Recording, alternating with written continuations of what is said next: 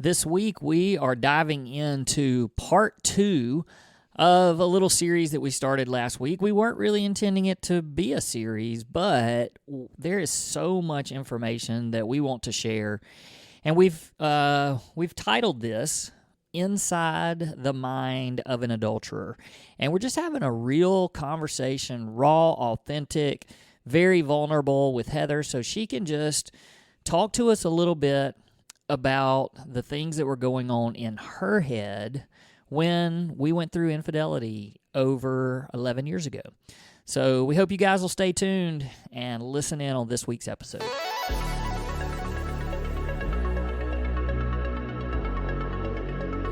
Hey guys, welcome back to another episode of the Redeemed Marriage Podcast. Rusty and Heather Bryant back with you for another week, and we're excited to follow up on a really popular episode that we started, a little mini-series that, again, we didn't know what we were getting into, I guess, when we started it, but you guys as listeners, you kind of proved to us that this is something that's really important to you and something that you wanted to hear.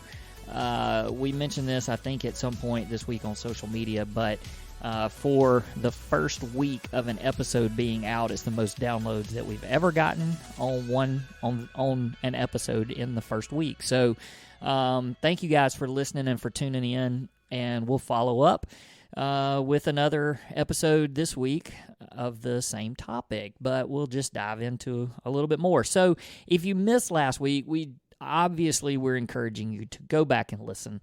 Won't really do us much good if we just try to explain it. But we really kind of touched on two things last week. We went way back in your story because, first of all, obviously you're listening to this, and you probably we get new listeners every week. So we want to make sure that we're not just assuming that everybody knows. But we went through. I drank something. Yeah, why you look bad. It's not. It's just there's this gurgle, and it's better that I'm trying to. It keeps going. Manage the gurgle, and we just. Maybe they think that there's just a pregnant pause going on. Okay. And pregnant pause. I've never heard that. You've never heard of a pregnant pause? What does that mean?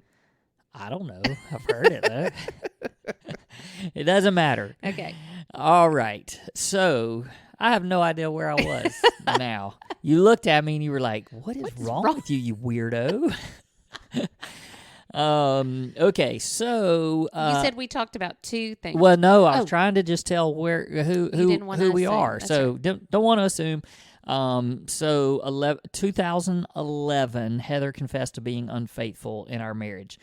That started us on this journey to healing, reconciliation, redemption, and lots of learning. And so that's why we produce this podcast and why we do marriage coaching and why we are just available to try to help couples, because we want to show the hope that we know that we can give through our story. So we decided to we just get so many questions, because people are just always wondering how could someone have an affair? How do you get there? And so last week we were going to do this topic, and we got about, just a few minutes in, and we realized, hey, we don't want to rush through this. So in the same way, we're not going to rush through this. We're going to answer what we can answer, and then if we need to extend it another week, it's fine. It's not a big deal. We can decide. But last week you talked about two things. Basically, we backed way up to even before the affair, and you said that really the first thing that you kind of remember as being a red flag was just you looking at other people or other marriages and just wondering what it would be like to be married, to be in a different marriage. Sure. And just to clarify, the red flag, I didn't realize it was a red flag then. Right. That's looking back. That's the first sign that I can remember that something was going on. But at the time, I was like, there's nothing wrong with that. Yeah, and this is the whole reason why we're doing this, Sure. because you're able to look back and go, okay, well, now I see the steps. And so you obviously want other people to see it as a red flag. Right. So if you're playing the comparison game, Stop it. whether you feel like it's justified because of the way that your marriage is going or not, it's you just don't need to go there. And I think you said that it just opens up this huge playground for the enemy to play in. And so the other thing was you talked about kind of the next step was the flirting. And it was for you wanting attention and kind of casting it out there to people and seeing what kind of return you would get. And man, we actually posted some stuff this week on social media and got some really interesting responses. Yes, we did. So we didn't even have to respond to some of it. Struck They a were nerve. like, what? Struck a nerve with some people, but that's fine. That's what we're trying to do, is to get people to think a little bit. So we're just going to move on today, and I don't know if these are necessarily like steps in the process. Maybe, that helped to kind of set the stage, but we're doing this sort of investigative style, like inside the mind of a serial killer kind of a thing, but inside the mind of an adulterer. And we're not taking this lightly because it is such a serious thing, but we're able to look at it in a very mature and healthy way to where we can talk about it openly and honestly. And like, you guys have to understand, we're not going to get off of this and be depressed because we've talked about it. And so I'm not trying to back Heather into a corner with these questions. This is just, hey, let's talk about it and let's see what we can share with the world so that they can get some insight. So let's start here. I'm going to ask this question, and just, do you remember a time during the process where you thought, I'm possibly making some choices right now that could destroy my marriage? I can remember thinking, I am making choices that are not right. But I don't think that I got to the point yet where I thought that it could destroy my marriage. I still very much remember going through a season even after the flirting kind of started. I remember going through a time period where I was like, these things are probably wrong, but I'm still very much in control. And so nothing's going to get so out of the hand that it's going to destroy my marriage. Like, even if you even found out about some of it, you might be mad, but it wouldn't destroy my marriage. Like, was it still things that you felt like, like you just said, it's stuff that I might be mad about, but you didn't feel like you were necessarily crossing a line that you couldn't justify. Exactly. That's and I can remember thinking, this doesn't apply to me. I know that sounds so weird, but I would even, like, if I heard somebody say, or a pastor say, or a friend say anything about adultery, I would justify it and say, well, this isn't adultery. Like, what I'm doing is not that far. And then even if it was, surely they're not talking about me. And I know that like, I know how that sounds now, but I'm just telling you, in walking through it, that's how I felt. It was like, surely this flirting or this texting or this sending pictures or whatever, it's not that bad. It's not crossing over into the line of full-fledged adultery. Did you ever, as this was kind of going on and progressing, did you ever kind of conjure up in your mind what you would say to me if I ever found out or questioned you about it? Or did you just feel like you would just... I just really didn't ever think I would get caught. I just didn't. I think that I thought I was so far beyond or above anybody knowing what I was doing. I never even really gave thought to what would happen if I got caught. I just didn't dwell on it. I just didn't. Now, after like once things progressed more and I actually crossed the line, then the beating myself up started, and the I can't believe you did that. It was like a weight of shame and guilt, but yet because I wasn't found out and I wasn't going to confess, it just spurred me into this pretending even more. Into I have to pretend everything's okay. I have to, keep smiling. I can't break. I can't, so it was just even more, I've talked about how I felt like I had on a mask before. Well, this was really putting on a mask because I was putting on the mask of I have to pretend that everything is okay.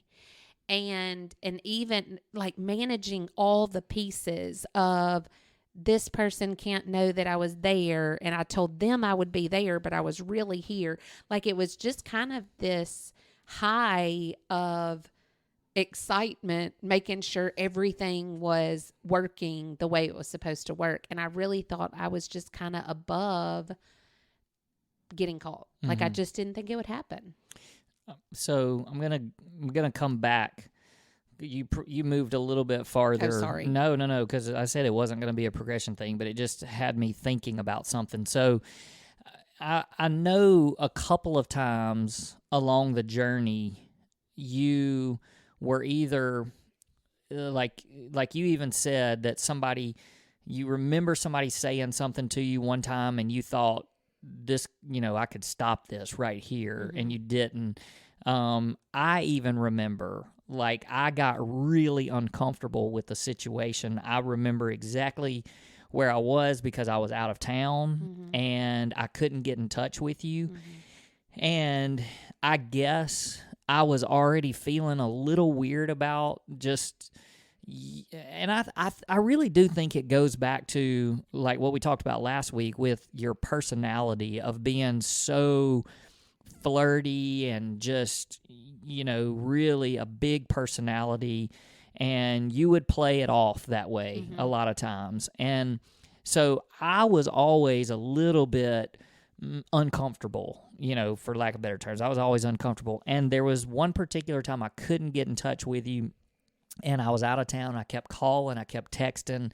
And when I finally got in touch with you, and again, I'm not going to tell a lot of details. There's no reason to do that. But you had been in a situation where you were alone with another guy. Right. And, I mean, I called you out on it big time. But I didn't call you out as much as I called out the guy. Not to him, but to you, saying, like, he knows better. Right. He knows better than that. Like, why would that be?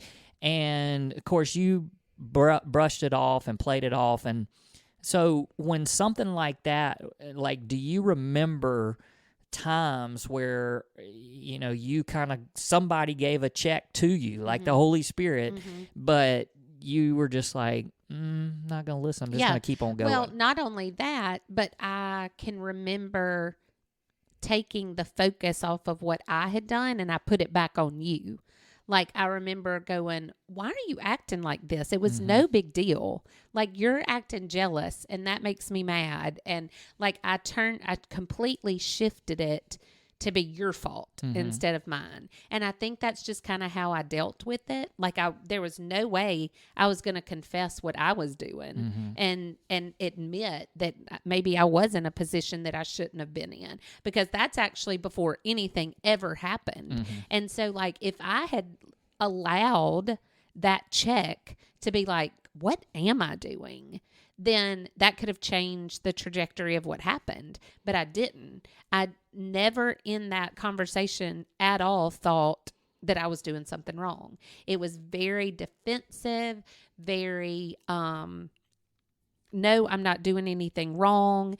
And I blame shifted back onto you and made it your fault that you were overly jealous, overly sensitive, that you were reading too much into it, and that just relax, Yeah. And I know I never even thought about taking ownership of it. So what does a couple do? I mean, can you, I know this is really putting you on the spot, but like, what are suggestions? Because this exact thing has to, I would think that this part of the process happens more often than not.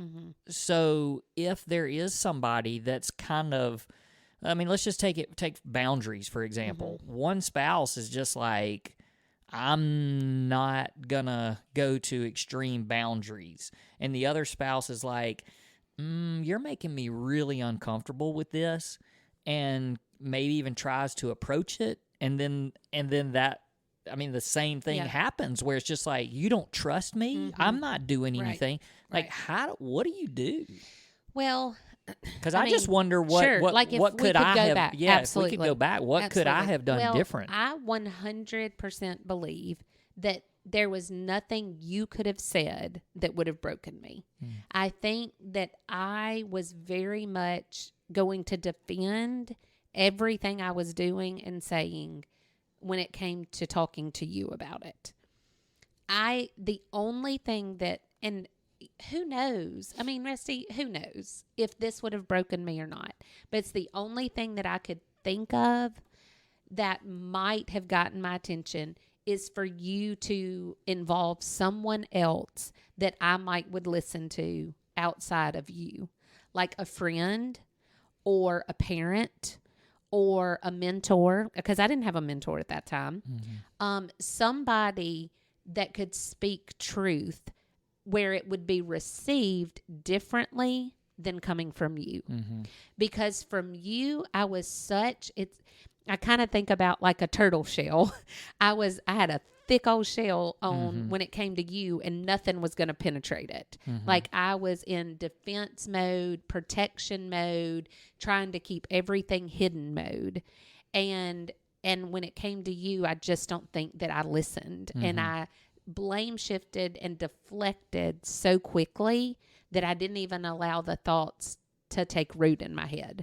It was just like, no, that's not true, but if maybe a friend, a trusted friend, or somebody that could speak truth into me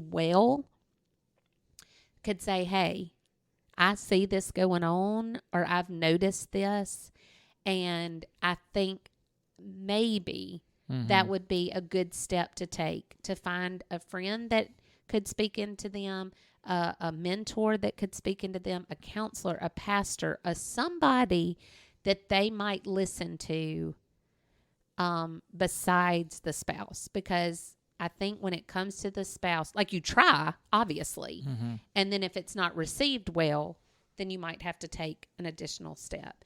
Like it's scriptural in Matthew where it says if you have a problem with somebody, you go to them, and then you take one other person, and then you get, several people involved. And I think that's definitely grounds for, hey, I see something concerning that's going on, and we need to address it. And if the spouse will not listen to you, just know that I didn't listen, where I might have listened to somebody else. I don't know that I would have. We can't go back and say whether I would have or not, but it's the only thing that I could think of that might, and let me tell you why, just real quick.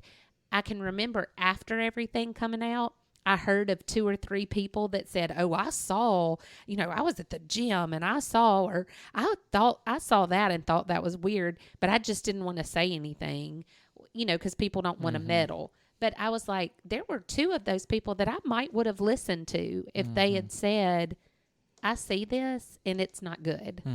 And I might, because I was hurt by that, like that they noticed and didn't say anything. At that time, I was like, gosh, I wonder if they had said something. Yeah. If I would have, checked up, because I didn't check up with your warnings. Yeah. I got very defensive and denied, and then blame shifted.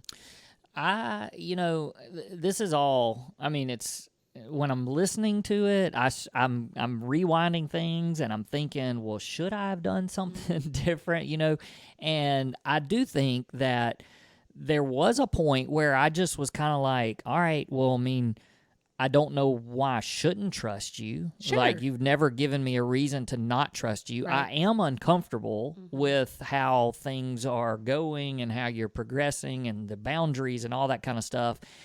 But I also think that we're the perfect couple. We don't have problems. That's right. You didn't want to mess that up. That was the culture that we grew up in. Sure. And so I wasn't really willing to reach out to another couple that could help us. Sure. And like, can I just say there are so many of you out there that have reached out as a couple to us. And like, I know that some of you specifically, this is the issue. Like, there's a trust issue. And even though it wasn't like one spouse was like, okay, kind of like what you just said, if, you're not listening to me, so I'm gonna go find somebody that you will listen to. But it was more of a, let's do this together. Like, let's go, hey, can we talk to this couple and just maybe see how they handle this situation?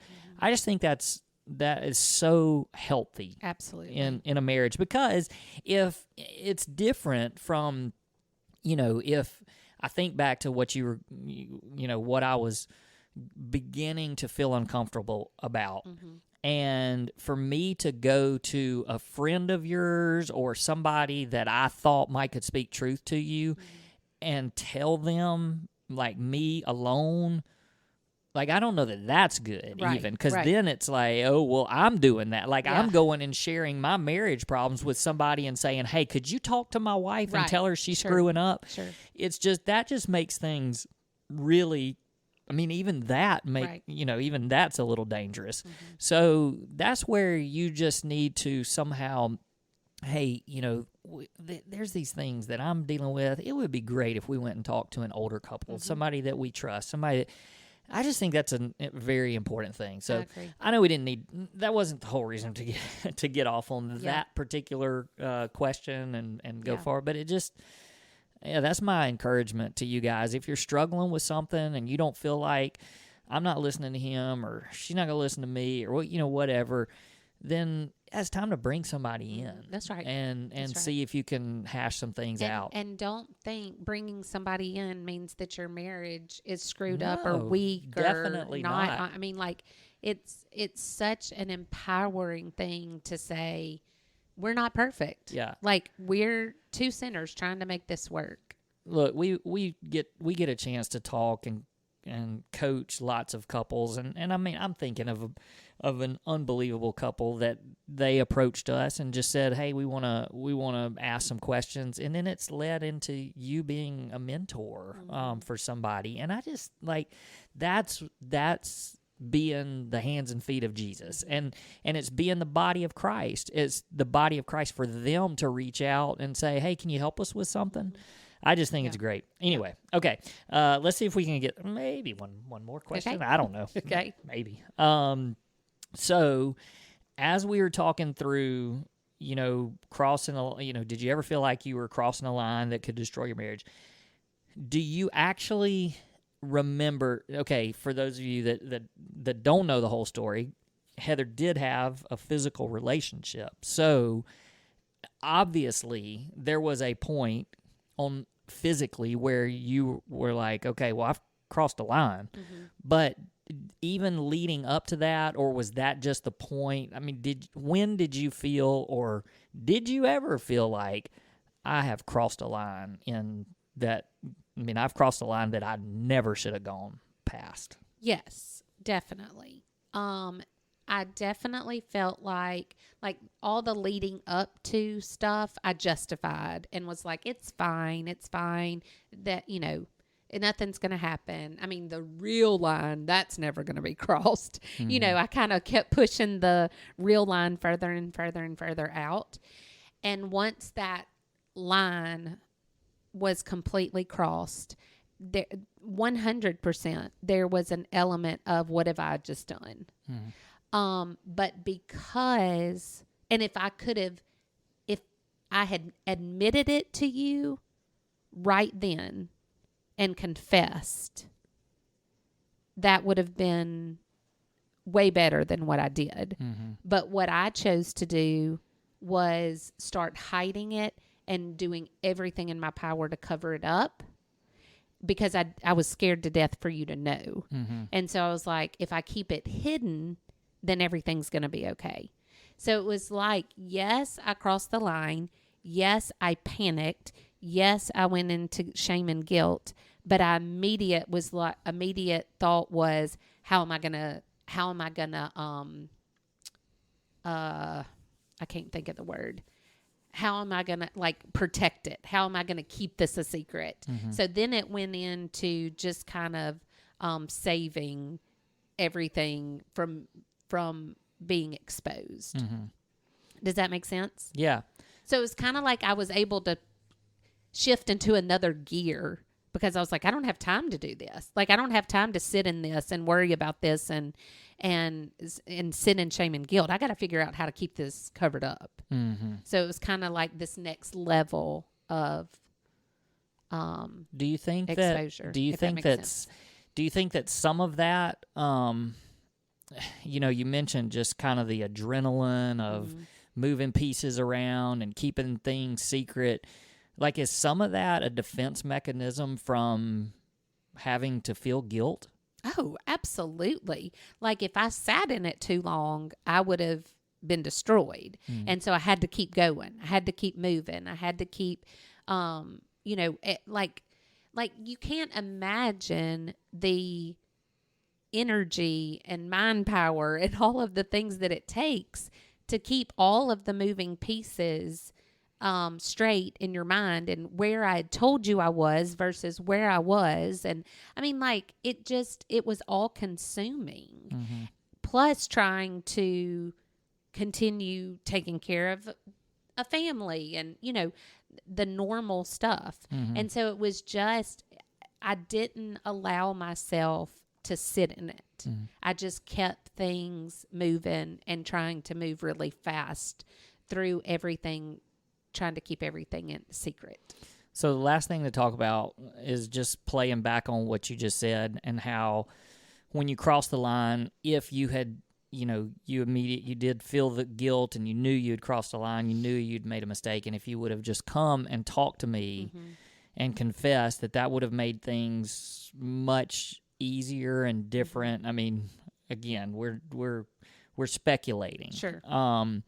But, it ended up being one of those things that carried on for, several weeks. And when you finally got caught, that's when you had to tell me. Mm-hmm. And we've said this before to lots and lots of couples that, that does make things harder, and it adds to the length of time of rebuilding Sure. trust in most cases. Right. Because if you confess, then there is this already an initial repentance almost, And or at remorse, least you're yeah. moving in that Sure. direction. It may not be, it may not be 100%. So there's a lot of people, a lot of couples out there that they have crossed the line. Mm-hmm. And I'm saying that there's a line way before what you thought you were way before what you thought That's was right. crossing the line. So backing it up, there's plenty of spouses out there that have already gone too far in a relationship, whether it's been a full-blown physical relationship or it's just an emotional thing. And I don't say just an emotional That's thing, right. it's an affair. And as they are in this situation, what would you say to them? Because a lot of them are just waiting to think they're going to just end it at some point, or like you, I'm never going to get caught. Don't know where this is going, but I'm never going to get caught. But they're scared to. Some of them are like, I need to tell my spouse this, but they're scared because Absolutely. they don't know what's going to happen. Uh-huh. But what would you say if you were sitting down in front of that person and they're holding on to that secret? Sure. Well, first of all, I know exactly how you feel, because the thought of confessing was the most terrifying thing that I had ever experienced in my life. The hardest thing that I ever had to do was confess. And I did confess after I got caught by somebody else. So I still had to go through the process of confessing to you, Right. even though it wasn't my heart Right. that was making me confess. Right. So the actual action I had to go through, like I had to sit and say, But you were forced. but I was forced to do Right. that. Mhm. But what I'm saying is, I know that feeling Yes. of having to say the words. Right. It's not like you found out on your own and approached me. approached Like you. I had to say those words, and it was by far the hardest thing I've ever done. So I know how you feel.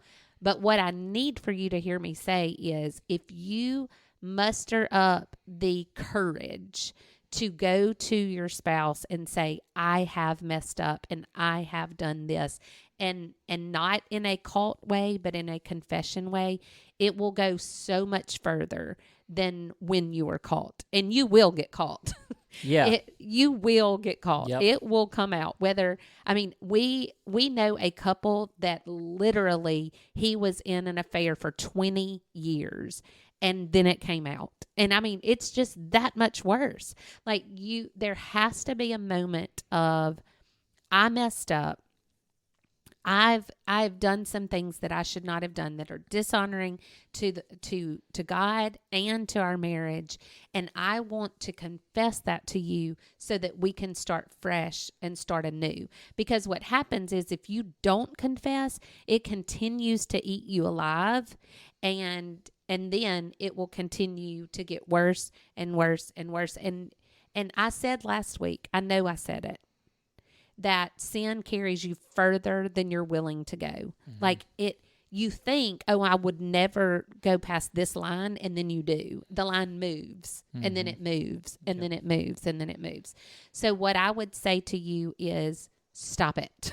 Yeah. Stop it. Yep. And confess to your spouse. Confess so that you can be honest, and then there's going to be a time where you can rebuild trust. And at that point, it's probably wise, and it's certainly okay, and probably suggested that you bring in people to help you out. Whether and to that's, walk with you. Yeah, counseling, marriage coaching. There's lots of get mentors, all of that, but you can't walk that alone effectively. Yeah, but the temptation is to walk it alone, because you don't want to put your stuff out there. And especially if you confess, and then you're both kind of like, okay, well, you've told me, and nobody else knows, so let's see if we can work through this. This is not one of those things that you just play around with and try to brush it under the rug and keep moving forward. It's something that can change it will change your marriage, but it can change it for the better. Right. And most of you do not believe how that could even be possible, but that's why we're talking about it and telling you, because that's our testimony. And we are sharing our testimony so that there's hope. All right, I think we've got one more week in us next week to wrap up. I thought you were going to say one more question. No. I was like, surely not. we're too far into this thing now. Yeah. But I think we'll be able to wrap up next week. I do have a couple more questions, but we'll be able to wrap it up, and then we'll move into the mind of the betrayed. So you'll get a chance to hear from me. You'll have to conjure up some questions. I can do it. For me. All right, so there's that bubble again. The bubble. Hey, God protected me and got rid of the bubble for a while, but it's back now, so it means it's a good time to sign off. All right, thanks for listening, guys, and we'll see you next week.